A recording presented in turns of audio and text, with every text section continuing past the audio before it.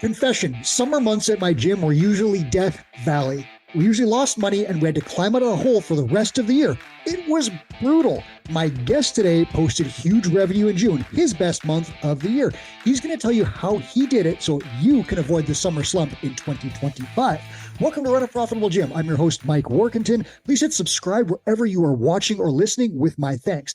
Stan Skolfield runs Skolfield Sports Performance in Maine. He landed on our leaderboard for June revenue. That leaderboard runs from $63,000 to $90,000. These are huge numbers in summer months. We're going to dig into one of those numbers today with Stan. Welcome, Stan. How are you? Hey, great to be here. Thanks for having me on. I wish I had spoken to you in 2009. You probably would have saved me, I don't know, $200,000, something like that. What we're going to do is even better. I'm going to speak to you today, and you're going to help all the listeners save that money and have a better year in 2025. You ready to roll? Sounds good. Let's go. All right. So June, I want to dig into that number first. Huge revenue number when many other gyms are struggling to break even. How did you do this? So I think before we kind of go into that, it's important to know that, in the world of sports performance and training the youth market, our revenue cycle is different than your normal gym revenue cycle. Whereas like January, February, March, you guys are going gangbusters. For us, that's our June. So like June, July, August are our biggest months of the year. And the reason for that, like all the kids are out of school. College kids are home. Kids are out of school and they've got a lot more free time, right? But then you hit September, October, and all the kids are back in school and everybody plays a fall sport, right?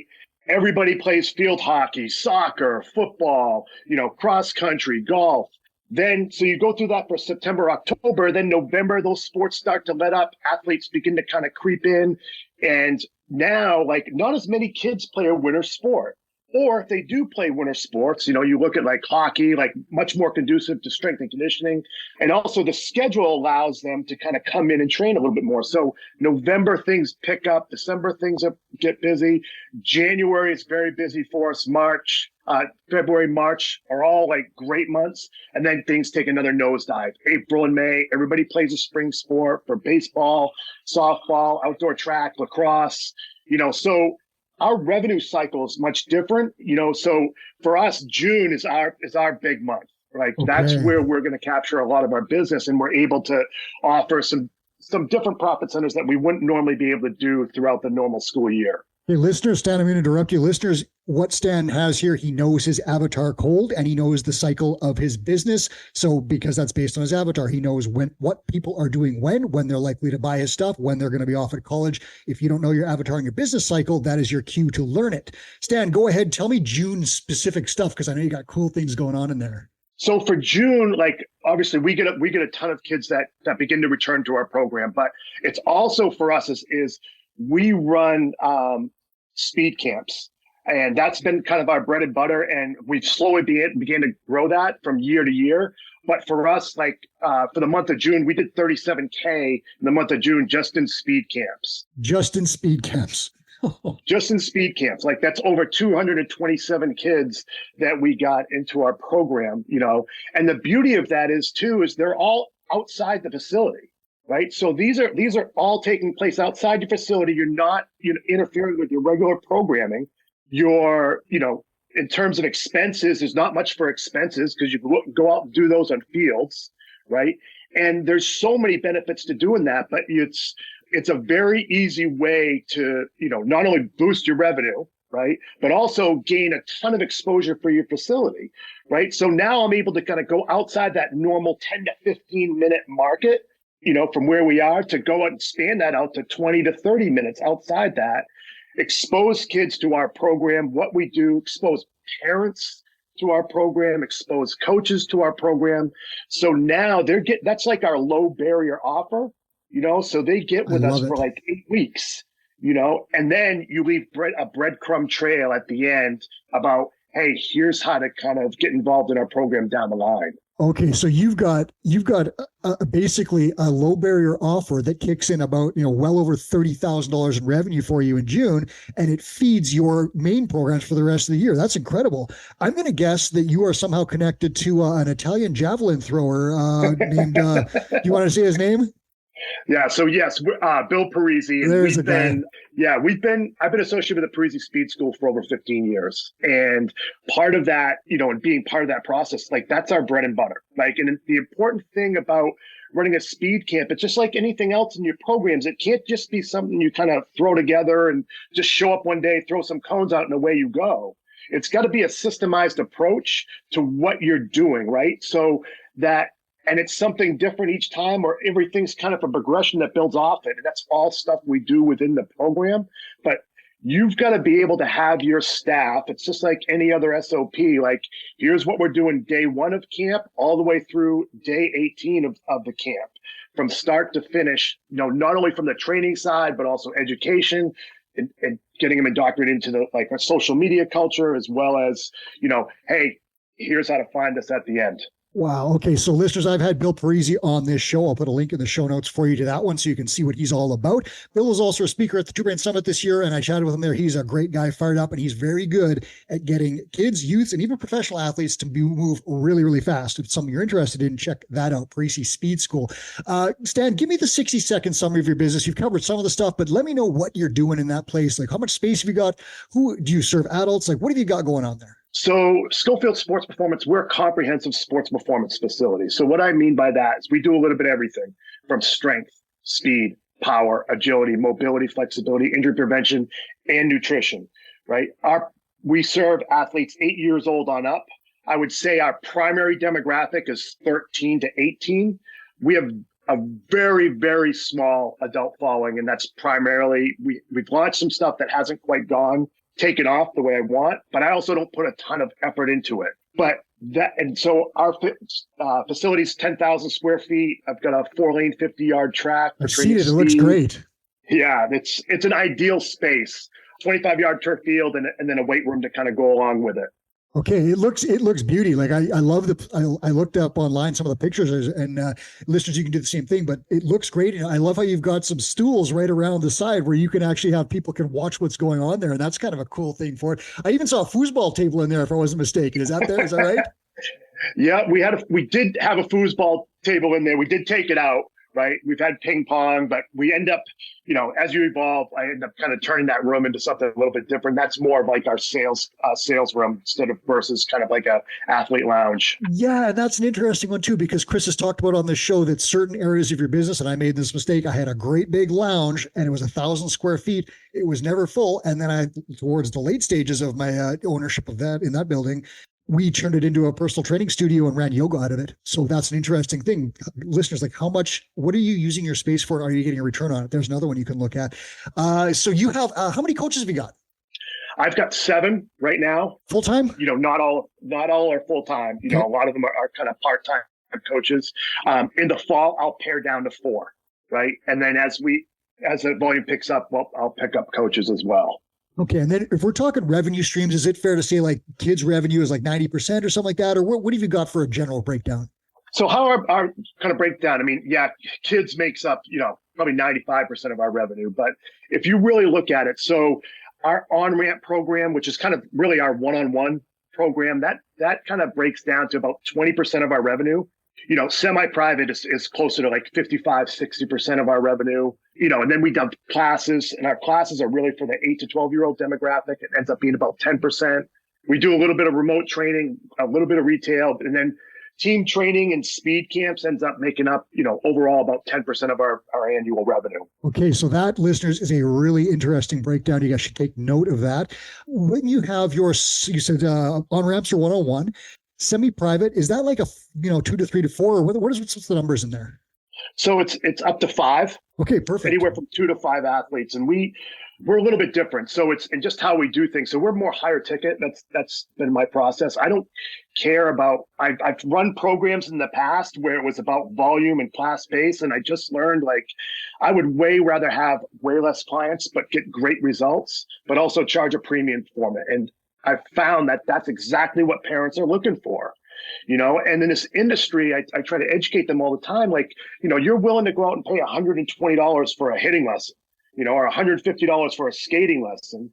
Right. But, I'm over here charging, $10 to teach your kids like the stuff that's really going to impact yourself on the field, on the ice, and on the court. So we've gone to the mode of like, hey, we're going to charge a premium for our service, but we're going to deliver great results. And so kind of how we do it a little bit is we have an on-ramp program, but our on-ramp program is 18 sessions in length. It's 18 one-on-one sessions. Everything's scripted out from very first session to 18th session of all the different things that we're going to teach them along the way. So by the time they finish that, right, we say is you've earned the right to move into semi-private. And then 95% of our kids kind of move into that semi-private model. So it's that's why we're so heavy kind of one-on-one and semi-private, in our services. Okay, listeners, I'm going to ring the bell again. This is the system. Someone a gym owner, a top gym owner's come on the show and said he has a system for something. I ring the giant bell because every successful gym owner who comes on the show without fail has a documented system. No one is doing it by the seat of their pants. So that is a really, really cool one. I love what you've got there. I love the fact that you have one-on-one intro stuff that feeds into a different program. And the thing that you said that's even more important for listeners is this one. Gym owners, by and large, we charge way too little for kids programming. I did it. I charged like 35% less for a kids membership, even though I had to buy special equipment, develop special expertise, and put in way more effort to manage a smaller group of less attentive people. I charged less for that. That's ridiculous. Look at your kids' programming rates. They should be at least equal to your adult rates, if not more expensive. And people who specialize in kids, Bill Parisi told me this as well, and martial arts and cheer gyms, things like that, they will tell you kids programming should be charged more expensive than adult stuff. So keep that in mind. Now, I'm going to ask you this. You mentioned breadcrumbs that lead from your June programs, your outdoor speed camps, into your program. What are some of those breadcrumbs? Because this sounds like a $100,000 question.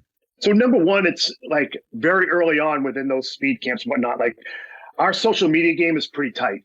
I've got somebody that does our social media, and like everything else, there's a system that's based into it, right? In terms of here's what we're going to post on Monday, Tuesday, Wednesday, all the way through.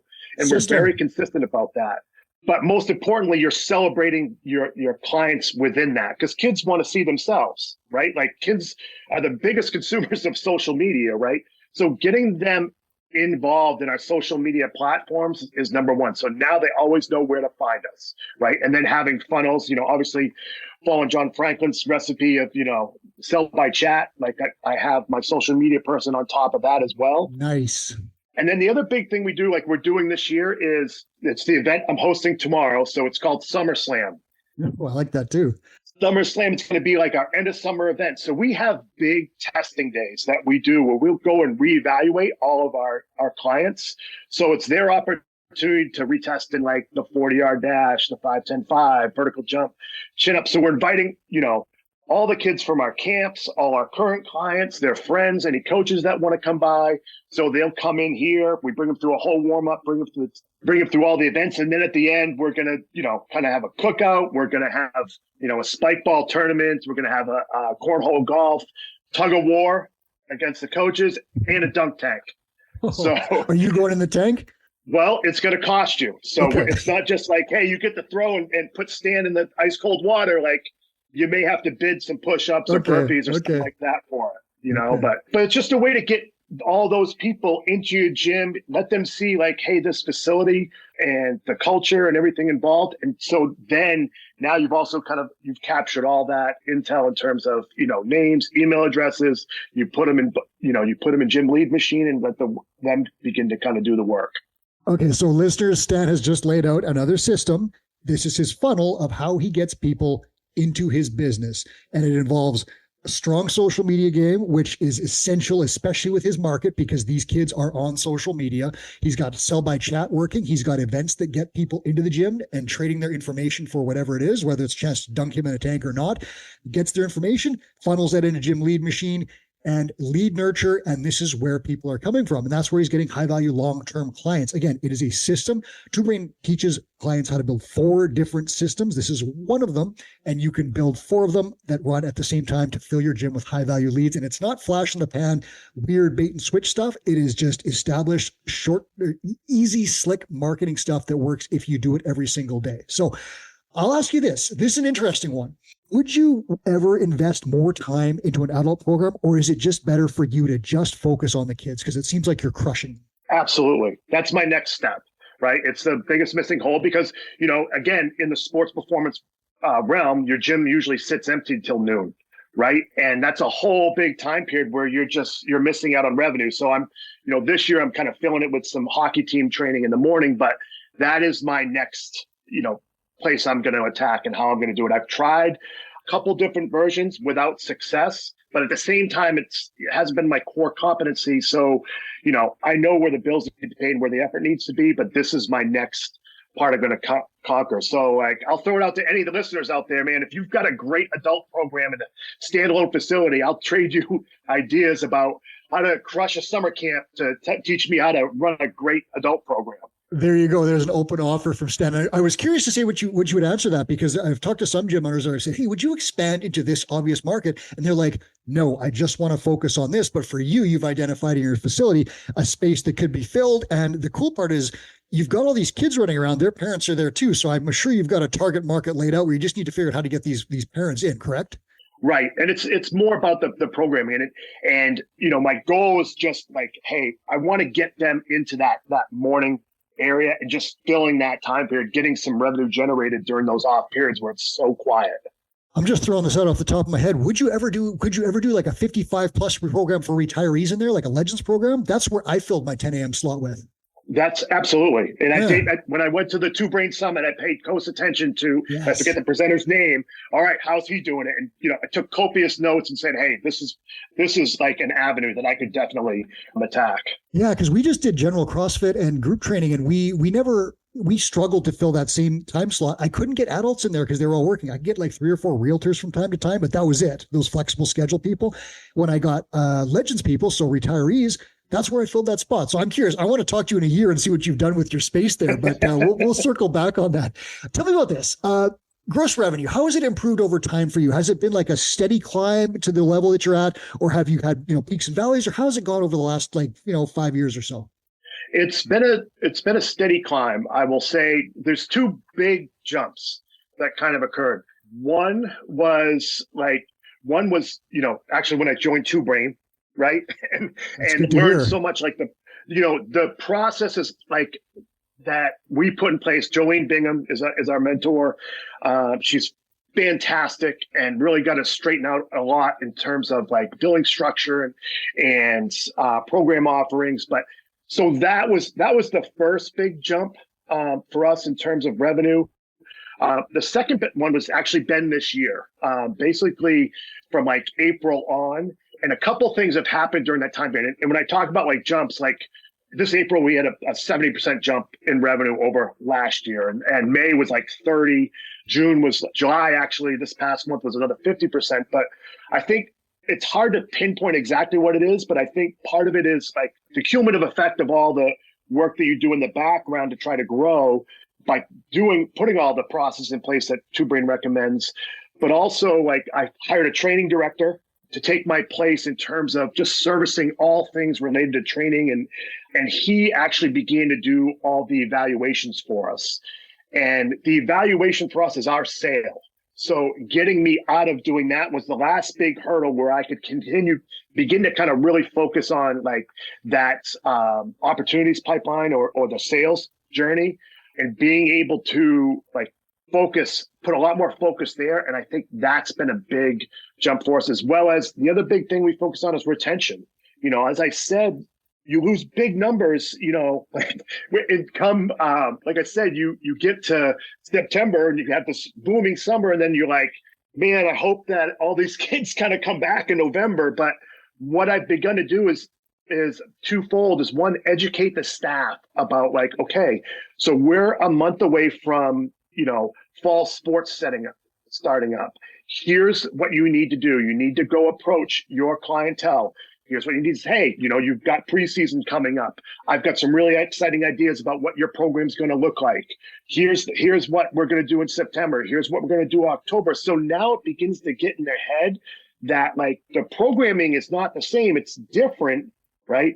But it's a foregone conclusion that you're going to continue to train versus just that idea of well, now I've got sports, which is going to compete with my training time. So therefore I got to drop the training. And it's like, no, you look at like high end athletes if your goal is to get into college program or above, like you're going to have to train year round. So you might as well begin to kind of instill those habits now. So providing that education to the staff and making that, more purposeful has had a big change. I mean, just this year alone, like April, we were between new sales and retaining clients, we're able to grow by 30 people over the month of April. Now, if you add that in with like a good arm, like that's going to have a pretty good effect on your bottom line.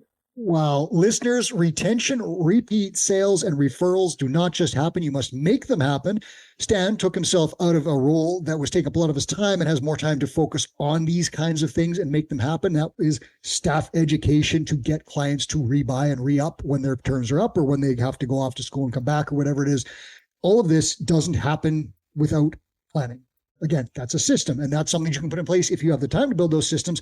If you're cleaning your own toilet and coaching your own classes, you may not have that time. So you got to start thinking about where can I offload? It's called the value ladder. Where can I offload lower value jobs to buy back the time to grow my business? Stan offloaded a really important job, which is that evaluation sales process, so that he could do something even more important. And you can do the same thing. Wherever you're at, start at the bottom with cleaning, work your way up to those levels. I'm going to ask you this. Are there any metrics that you're working on improving in the next quarter? What's on your mind right now? So what's on my mind right now is obviously like retention for the fall. Yep. Right. That's a big number one. That's the biggie. Two is obviously grow adult program, like being able to put some thought into like, hey, what is it that we're going to do? Those are my two as it relates to what I'm looking at for the fall. I mean, obviously leg, is the biggie, Mm-hmm. And if I can continue to just have that, not as big of a pitfall in September and October, that will play huge dividends, to our end of the year numbers. I like it. And again, that's that cyclical nature of your business. There's nothing you can do when a kid finishes off summer break and heads back to their fall sports thing that's going to take up all their time. They only have so many hours in the day. They're not going to be training with you. How do you feel that? What do you do? So this is the lesson for you is look at your business. And we talked about this at the beginning. What is your business cycle and can you make changes or can you put in additional revenue streams to shore things up? And that's what I should have done. So what I should have done back in the day when we started with June, July, August was Death Valley, as I said in the intro. I should have put in some kids sports performance programs, maybe an outdoor camp, some of that towards the end of my time in a physical space. We did that. It helped a ton. Chris Cooper had the same thing. I believe he said August 2008 was the worst revenue month in the history of his gym. He couldn't pay the rent. He couldn't pay himself. It was brutal. He made a vow that he would fix it in 2009, and he did it predominantly with kids' sports performance camps. Now, that's not saying that's the only thing you can do. You could do nutrition program. You could do more PT. You could do all sorts of other stuff, but you can add additional revenue streams. And Chris has always been clear, don't add every single revenue stream under the sun. Add the ones that you can focus on and capitalize on, and do not kneecap your main revenue stream. So when Stan is talking about adding an adult program, it's not the expense of a kids program. It's in addition to that kids program. Gym owners out there are listening right now, and I think I have an obvious answer, but I'm going to ask you for details based on what you say. How would you help them add $2,000 to next June's revenue? What would you recommend? What's your exact plan? So, I mean, it should come as any big surprise that adding some sort of youth programming, right? Whether it's in the form of speed camps, right? Or whether it's in the form of like some sort of youth, membership program and you begin running classes for them. And again, if not to pitch anything, but like the Parisi Speed School, like we have that model laid out, right? And it's play, really right? a turnkey model, right? Yeah, play by play. Here's what you do. And literally from session number 1 to session number, 12 for a summer camp. I mean, it's easy revenue, and the back end of it will help your business on the back end. So that would be mine. Do you get clear ROI on the Parisi Speed School? Oh, absolutely. I mean, it's pennies compared to like the ROI. Would you say the same thing about Two Brain Rentership? Does that do the same thing for you with ROI? Hands down. Like those two right there, what we pay for that, like, I mean, month after month, year after year, just what that has done for us has been exponential. The Two Brain in itself, like I'm the best salesperson in the background, in terms of the people that and I've said this before, like, especially those in the sports performance industry, because it is tough. It's a niche business, and there are some people that are doing well with it, but there's no one really out there that's kind of like saying like, hey, here's the exact formula. You have to take kind of like, even in Two Brain, you have to take, hey, here are the principles, right? Here are the principles you need to follow, in order to run a successful gym. Obviously like having SOPs and a standardized process and a great sales process. And here's your intro offer. Here's, adapt, our NSI is our evaluation but take those principles and adopt them to sports performance, and it works. And as I talk to other sports performance owners, I'm like, man, this is the best money that we've spent. And I can show it year to year, like exponentially what our revenue growth and success has been. Oh, and that's I love hearing stuff like that from gym owners. I'm going to put you on the spot. Let's do this. Let's help gym owners out there listening. Let's do this right now. What is the lowest drag summer, June, like a June sports camp that they could put together? Like, what would you put in there? How many sessions would it be? And what would you price it at? Let's give them an exact template that they could potentially use next June to make some money. What would it be? So what I would say is this is number one, like 2 days a week, right? So you're going to offer 2 days a week. It's going to be 1 hour in length. So 8 sessions, 8 hours. You got it. And you're going to, and we typically run like 8-week camp, so you're going to cover it. And we're going to charge anywhere from $12 to $15 per person for that camp, right? And again, your expenses are low, and then just script it out from start to finish. What are you going to do? Here's going to be your warm up. Here's, for us, it's like, hey, here's what we're covering today. Today, we're covering acceleration, the ability to reach maximum speed in the shortest time distance possible. We bring them through our warm up, which is a workout. Then here's some drills that we're going to reinforce: thigh high, toe up, body at 45 degrees. From there, we're going to bring it into a sports specific application, right? For the next 15 minutes, maybe we'll do some 10 to 20 yard dashes, reinforcing that technique. And then we'll finish it off with some conditioning, right? Okay. Bing, bang, boom, done, run it. And, away you go. So if you ran that, let's say you ran it for, I think you said 8 weeks. Let's say we do it for 4 weeks, and we'll just give people basics. So 4 weeks, 8 sessions, and you're going to charge, you said about $15 per person, something like that? Going to charge about $15 per person, and just give an age demographic. I'll give you a little secret. One lesson I learned today. Here it comes. I ran 9 camps this year, right? One of which was brand new, and it was our highest producing camp. It's about servicing a demographic that doesn't get serviced. So football, historically, like all the football, everybody goes after the football program, speed and conditioning with football. But the problem is all the football coaches, high school football coaches, they've already got their hands in those kids and they run good programs with them.